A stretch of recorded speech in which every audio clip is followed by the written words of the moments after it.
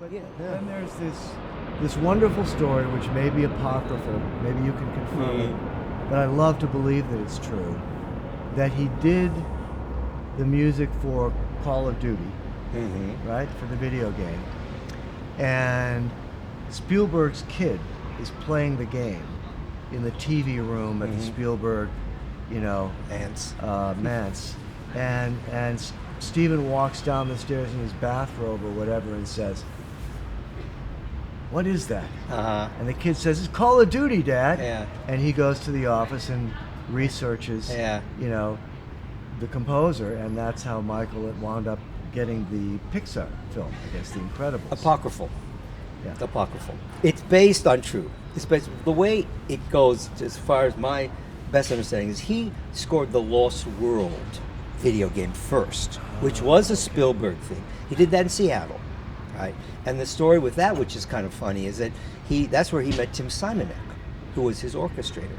And he went to Tim's house with the score, and Tim looked at it and he called his wife Janet. He goes, "Janet, where's my red pen?"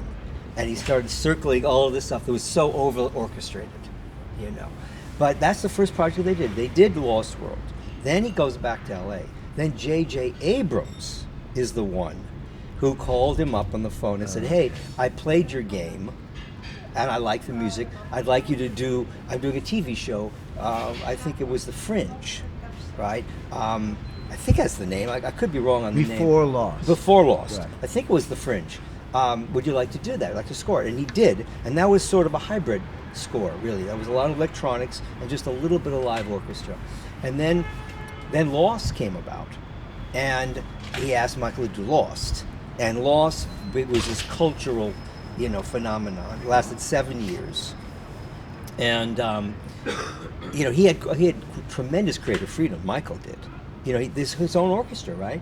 Right. He created his own invited thing. my students to the pilot session. Oh, really? For Lost. You might have. I'm sure I was you there. were I played every probably silly, dumb there thing of that, yes. Because there were airplane parts hanging from a cable Warner Brothers? in the percussion. Yes. Oh, yes. section. Oh, definitely. And Oh, the yes. percussionists were banging on, Yes. rims and fenders and whatever the hell this propellers. Yes.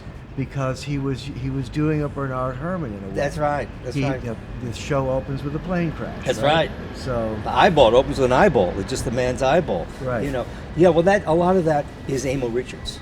yeah. Emil is the granddaddy of the percussion scene in Los Angeles. But they had all the junk instruments that they did, and they had the names eludes me, but they had these bamboo percussion instruments that they would hit sort of a different pitch. It's a name for them.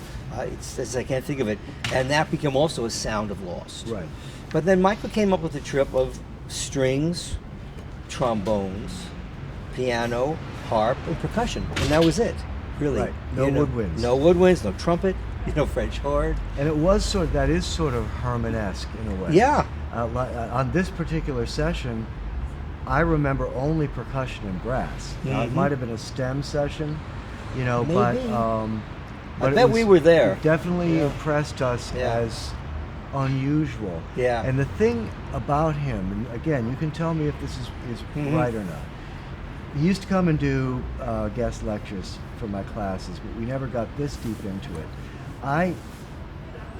He, unlike some of the guys we were talking about earlier, who don't know what they don't know, Michael seemed keenly aware of what he knew, where his talents lay, and what he still had to learn.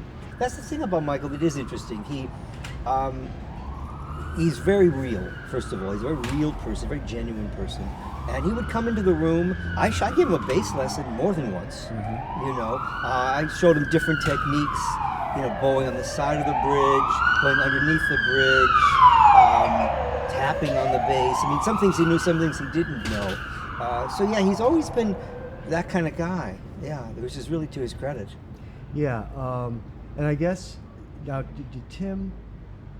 did that era precede your beginning to work with Michael, or was it parallel?